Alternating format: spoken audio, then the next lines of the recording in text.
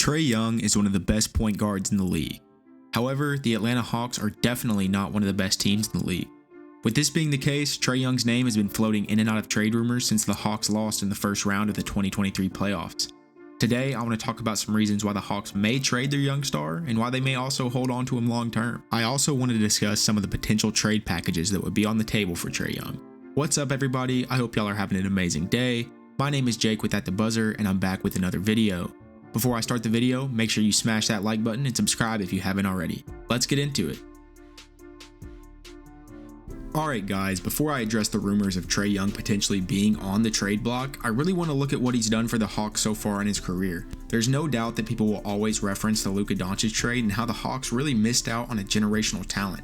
But Atlanta didn't just get stuck with a slouch in Trae Young, and the Hawks have arguably had more playoff success than the Mavericks since 2018. Let's look at the numbers.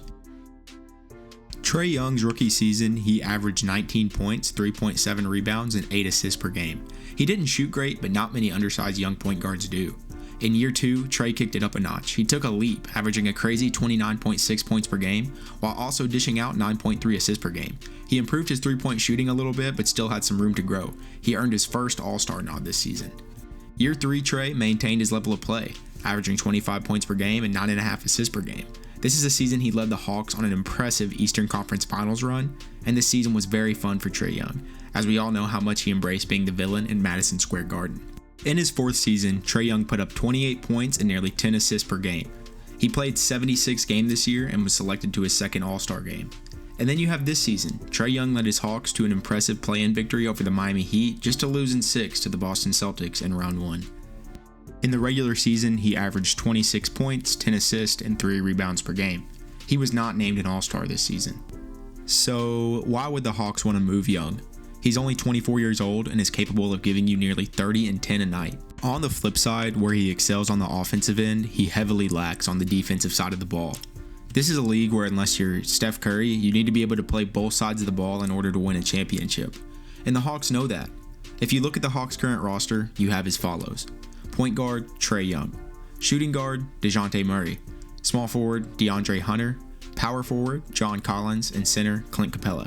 So there's a couple different directions they could go here. They could trade Trae, blow it up, and try and end up with a lottery pick next year.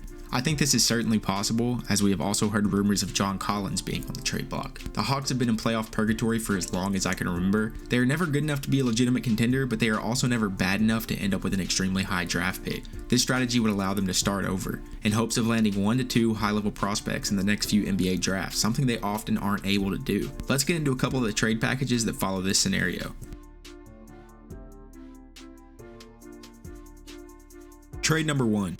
Trae Young to the Oklahoma City Thunder in exchange for Josh Giddey, Jalen Williams, Isaiah Joe, and 2 first-round picks. I like this trade for both sides. The Hawks are getting 3 established young players and draft capital, while OKC is finally using some of their assets to get a little bit of star power. Giddey, Williams, and Joe could come into an Atlanta offense with no pressure of winning 45-plus games and just develop alongside DeJounte Murray. They could be bad for a couple of seasons and hopefully strike gold on their next couple of draft picks. Not to mention, I love the way Giddey, Williams, and Joe all play the game. I think playing in Atlanta could give them a little more exposure and allow them to take their games to the next level. As for the Thunder, you are adding Trae Young to a backcourt that already features a first-team All-NBA guard and Shai Gilgeous-Alexander. The possibilities for what they can do on the offensive end are endless. Not to mention, you keep Rookie of the Year runner-up Jalen Williams and also get to welcome in a healthy Chet Holmgren. Mix that in with consistent play from guys like Kenrich Williams and Lou Dort, and the Thunder could be a real problem in the West for years to come. Trade number 2, and I like this one a little more for Atlanta, is Trae Young to the Orlando Magic for Franz Wagner, Cole Anthony, Markelle Fultz, Gary Harris, and a future first-round pick. This gives Atlanta a huge pool of depth, and they get to take a swing on 3 young guys that have a lot left to prove. For the Hawks, I really think Franz Wagner is the primary piece here. In my mind, he has a chance to be a multiple-time All-Star. I think guys like Markelle Fultz, Cole Anthony, and Gary Harris can all provide valuable guard play at the 1 or 2 next to DeJounte Murray.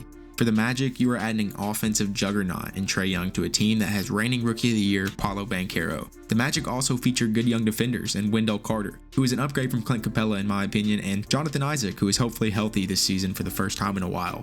I think this trade is very fun for both sides. Another scenario is Atlanta believing they can get a good enough player in return for Trae Young to not only compete, but to take their game to another level in the Eastern Conference. I've been seeing lots of rumors going around of Atlanta seeking a star, but one that I keep finding myself coming back to is a deal that involves Atlanta sending Trae Young to the New Orleans Pelicans in exchange for Zion Williamson. The official trade would be Zion Williamson and Garrett Temple in exchange for Trae Young and Jalen Johnson to make the money work. Atlanta is swinging for the fences here on frankly a guy that hasn't shown he will be available for the majority of the season. Now don't get me wrong, when Zion plays, he's fantastic, but it's very rare that he's actually available to suit up. In his 4-year NBA career, Zion has missed 188 of a possible 302 NBA games. There's been a ton of noise about his actual desire to even be in New Orleans, so maybe a change of scenery would be exactly what Zion needs. You can put him into an offense where you move DeJounte Murray to the 1 and you're really not giving up anything other than Trae Young.